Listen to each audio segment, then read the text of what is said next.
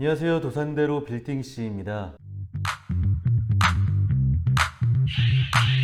최근 고객분들과 이야기를 나눠보았을 때 가장 궁금해 하셨던 부분들이 요즘 빌딩 시장은 어떤가입니다. 오늘은 해가 바뀐 2023년도 1월 현재 강남 빌딩 시장 상황은 어떠한가에 대해서 짧게 말씀드려 볼까 합니다.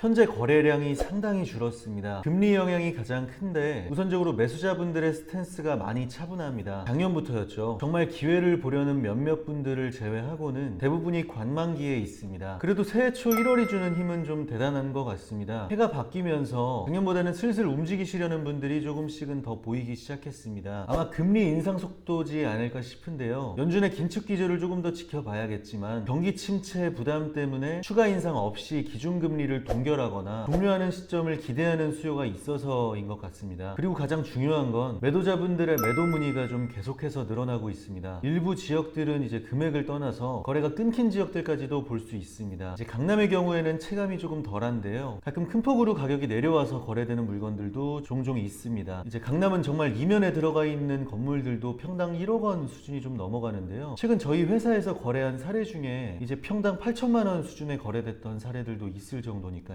그러나 레버리지 비율이 높지 않으신 분들이나 오래 보유하셨던 분들 또는 정말 여유가 있으신 분들과 같이 이러한 시기에도 사실 그렇게 많이 급하지 않으신 분들도 또한 꽤나 많습니다. 최근 저금리에 높은 레버리지 비율로 매입하신 분들이 아니고서는 등기부를 확인해 보면은 또 상당히 깔끔합니다. 그래서인지 정말 메리트 있는 조건의 물건들 위주로 거래되는 상황이 발생하고 있습니다. 이전장처럼 뭔가 호가를 찍고 있는 시장이 아니다 보니까 매도자분들께서는 정말 팔아야 하는 이유가 명확하시다면 타 물건 대비 정말 메리트 있는 조건으로 경쟁성을 가져가거나 아니면 더욱 장기간 보유 계획을 세워보시는 것이 좋을 것 같습니다. 또한 시장 상황이 조금 어렵다 보니 매수자분들은 기다리시다 보면은 정말 좋은 매물이 나올 수 있는 기회의 장이 되실 수 있다고 보시면 될 것 같습니다. 대출을 많이 받지 않는 선에서 물건들을 검토해 나가면서 현금 보유량을 조금 더 늘려 나가신다면 좋은 물건들을 검토할 기회가 되실 수 있을 것으로 보입니다. 현재 빌딩 시장에 이러한 여파를 불러온 가장 큰 이슈죠. 가장 최근인 1월 13일에도 3.25%에서 3.5%까지 약 0.25% 정도 한 차례 더 금리 인상이 있었습니다. 21년도 8월부터 금리가 오르기 시작해서 22년도 4월 사상 첫 7차례 금리 인상 결정이었습니다.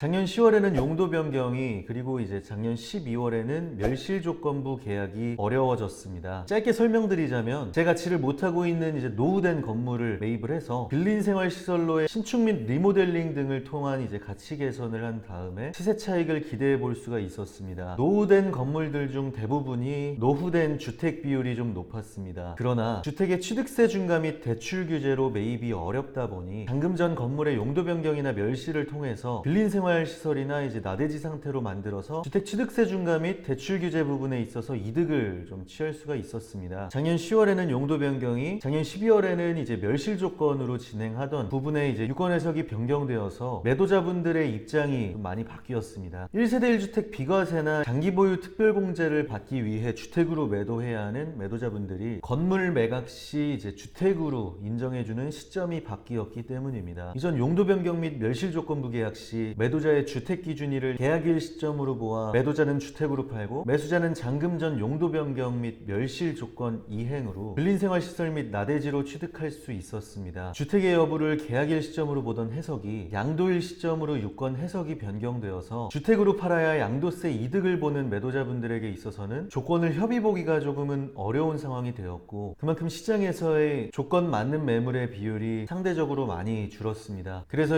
메리트 있는 조건을 가진 매물의 경쟁력이 올라가게 되었습니다. 이처럼 더 어려워진 시장 상황 속에서 정부는 주택규제 완화라는 카드를 꺼내는 분위기입니다. 첫 번째로는 규제지역 해제입니다. 작년 11월 1차적으로 규제지역을 해제하였고 현재는 강남 3구와 용산구를 남긴 모든 지역을 해제할 것으로 보인다는 기사가 대거 송출된 바가 있었습니다. 규제지역을 해제하게 되면 기본적으로 LTV가 좀 완화됩니다. 그러나 DSR까지 완화된 것은 아니기 때문에 잘 살펴보셔야 합니다. 소득 수준이 높거나 현금 비율이 높으신 분들에게는 오히려 오히려 좀 기회가 되실 수 있는 상황입니다. 두 번째로는 취득세 중과 해제입니다. 2주택자까지는 취득세 중과세를 폐지하면서 3주택 이상 보유한 자 또는 법인 취득의 경우에는 현행 중과세율 대비 50% 정도 완화를 받습니다. 그래서 2주택자분들에게는 최대 3%의 취득세율을 적용하게 되고요. 3주택 이상 소유자 및 법인 취득의 경우에도 최대 6% 정도의 세율을 적용받게 됩니다. 주택 매입 시 최대 12%까지 중과세를 받을 수 있었던 취득세율이 상대적으로 부담이 좀 적어졌다는 것을 알 수 있습니다. 세 번째로는 법인세 인하와 토지거래 허가구역 해제입니다. 법인세율도 전 구간에 걸쳐서 이제 1%씩 인하하기로 합의가 되었고요. 서울시에서는 이제 토지거래 허가 지역의 기간이 도래한 순부터 순차적으로 해제를 검토할 것이라고 합니다. 강남의 토지거래 허가구역인 삼성동, 청담동, 대치동, 잠실동은 6월 22일자로 토지거래 허가구역이 지정되어 있었습니다. 현재 강남 빌딩 시장에서 보고 느끼고 있는 상황을 짧게나마 좀 소개해 드렸는데요. 현재 건물 매입이나 매각을 검토하시는 분들에게 좀 많은 도움이 되었으면 합니다. 감사합니다.